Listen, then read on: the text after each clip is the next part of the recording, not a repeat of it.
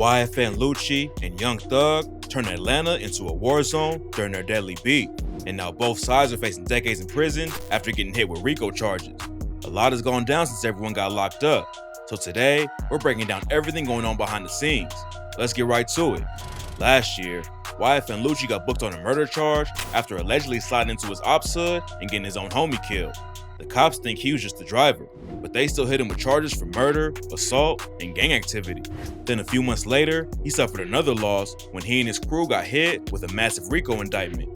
The YFN collective going down shocked Atlanta, but then the situation got even crazier when Thug, Gunna, and their YSL crew also caught a RICO case. After Thug and Gunna got booked earlier this year, fans thought they'd at least be able to bail out while they fought the case. But the judge has already denied Thug bail 3 times, and he claims that if he lets Thug out, it could lead to more people getting killed. The 2 major concerns that this court has is danger to persons and threats to intimidate other witnesses and obstruct the administration of justice. For those reasons in the aggregate, I'm going to deny bond at this time. Thug's lawyer, Brian Steele, told the judge that they would set up an incredibly expensive house arrest plan where they would monitor all of Thug's communication and have dozens of off-duty cops watching them. Steele was trying to get a setup like Youngboy had in Utah while he was fighting his Fed case. According to prosecutors, the state's witnesses are already being threatened with serious violence and death, and they're afraid that Thug will kill them and their families if he finds out who they are. They also brought up an alleged text that Thug sent to some YSL members in 2015 that said, "Anybody goes into a courtroom and tells the God-honest truth, they'll be f***ing killed." The group chat that from 2015 starting, anybody goes into a courtroom and tells the God-honest truth, they'll be f***ing killed, pardon me for the language, and this threat is still being talked about. The case is looking tough for Thug to beat, but his legal team just made headlines by trying to score a huge win. One of the biggest pieces of evidence against Thug is that he allegedly rented the car using the drive-by from Lucci's homie Big Nut back in 2015. But now his lawyers say the state had no right to get his name from the rental agency because he wasn't under indictment when they got the evidence. If they can get that evidence thrown out, Thug's chances of beating the case will go way up. Right now, it's too early to tell what'll happen, but stay tuned for updates on that. Gunn has been denied bail 3 times too. Prosecutors told the judge he was also going to intimidate witnesses if they let him out. But Gunna's legal team just filed a 4th motion for bond and said that the state has failed to give any proof that he would do anything to witnesses. Even though there's no evidence against him, the judge decided to keep him locked up anyway. Thug and Gunna are both being kept in total lockdown like they're convicted serial killers. Brian Steele said that Thug's conditions are inhumane and that he's being kept in a room with no windows. All he has is a bed and toilet, plus an overhead light that stays on 24/7. Gunna's situation ain't no better. He wrote a message to fans on IG that said, 22 and 2, just a bed and a shower. No windows, just walls. Can't see or talk to anyone. Living in solitary confinement when you haven't even been convicted already makes a bad situation worse. And now, an 18-year-old named Cortavious Mender is facing 23 counts of terroristic threats after he threatened to kill the Fulton County Sheriff and his wife if they didn't let Thug out. The sheriff said that after they booked Cortavious, even more threats have been coming in. And to date, we are continuing to receive threats. Have as many as 4 or 5 more to date that are all social media based. It's not clear if he's actually associated with YSL, but he damn near threw his life away over a few social media posts. The YSL crew took another hit in October when Jaden Myrick, aka Set Trip, or J-Man, was convicted of robbery and murder. J-Man is caught up in the RICO too, but his conviction comes from a separate case where he allegedly robbed and killed a dude back in 2018. On July 7th, 2018, a man named Christian Broder and 3 other people were waiting for their Uber outside of a wedding venue. J-Man and his homie saw him and decided to hit an easy lick. So they walked up and demanded their phones, wallets, and everything else at gunpoint. Broder and the others handed everything over, but then Broder followed J-Man down the street and asked for his license back. And that's when J-Man pulled his burner and shot him in the stomach.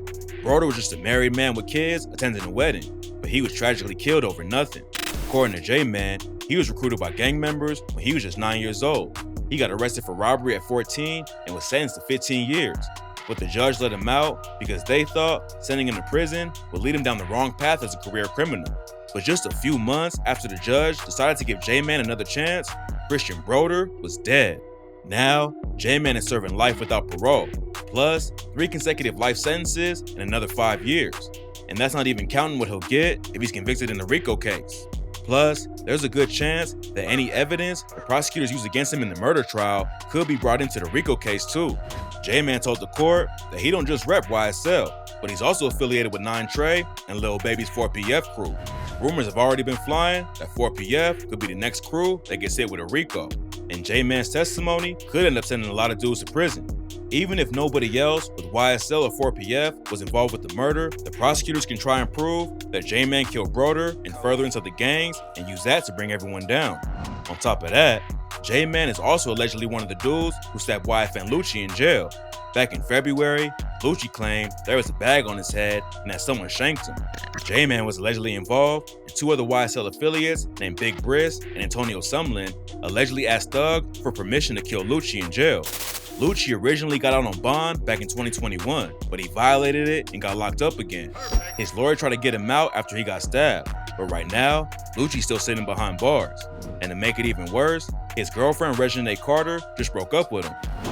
Back in May, Wack 100 accused Lucci of snitching on Thug to get a lighter sentence. According to him, since Lucci wasn't named in the YSL RICO as a defendant, he's working with the cops against him. Lucci's lawyer says he hasn't even been offered a plea deal and that they're going to trial to prove he's innocent. Lucci ain't the only dude being accused of snitching though. Back in June, rumors started flying that Thug's own homie, Yak Gotti, was working with the police. It started when paperwork came out showing that Gotti told the cops in 2018 that he gave a rifle to a YSL affiliate named Lil Duke. Gotti pleaded guilty to the weapons charges back then, and he hopped on social media to squash the snitching rumors. He wrote, 2015, my brother never did a day in jail because I claimed my shit. I did 4 years fed with no tears. Gotti was also denied bond in the RICO case after he got caught using an illegal cell phone in jail. I do believe that Mr. Kendrick is a threat to witnesses and likely to commit other crimes and risk of flight. For those reasons, I'm going to deny bond at this point in time. According to prosecutors, Gotti made calls to the outside and was telling people to get rid of a bunch of burner phones, but the cops got to them before they were destroyed. Then in October, Gotti's mom told Rolling Stone that someone tried to stab him in jail. She said, "My son doesn't deserve to be attacked in jail. No one does." Gotti got into a fight with the dude who allegedly tried to stab him, and his mom said he beat that boy's ass. Gotti and Duke are allegedly a big part of why YSL and YFN are beefing in the first place. The situation started going downhill back in 2015 after Lucci's homie, Donovan Thomas, aka Big Nut, was shot and killed. For years, nobody knew who was behind the hit, but now 5 YSL members have been charged with the murder, and Thug is accused of renting the car they used in the drive-by. Big Nut's murder set off a huge crime wave in Atlanta, and the cops say his death caused 4 more murders and over 30 other crimes. Lucci and Thug were cool back in the day and had a lot of the same homies in the industry like Rich Homie Quan, but Big Nut's death sparked a war that led to both sides getting hit with massive charges. Prosecutors using Thug, Gunna, and Lucci's lyrics against them has caused a lot of controversy. This ain't the first time it's happened though. Boosie, Bobby Shmurda, Draco the Ruler, and 6ix9ine's lyrics have all been used against them, but now artists are fighting back to protect their free speech. Jay-Z and other big names supported a bill in New York called Rap Music on Trial, which would limit lyrics used in the courtroom.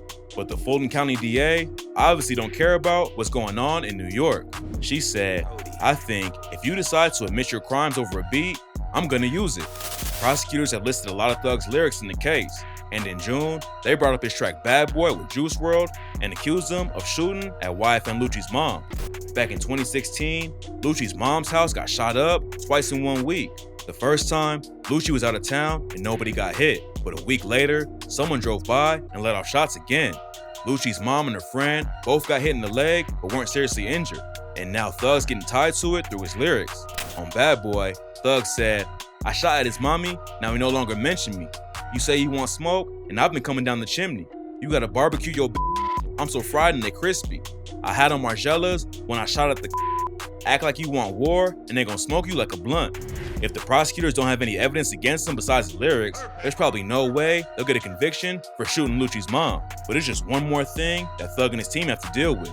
Back in June, Thug had a pre-recorded message play at Hot 97 Summer Jam.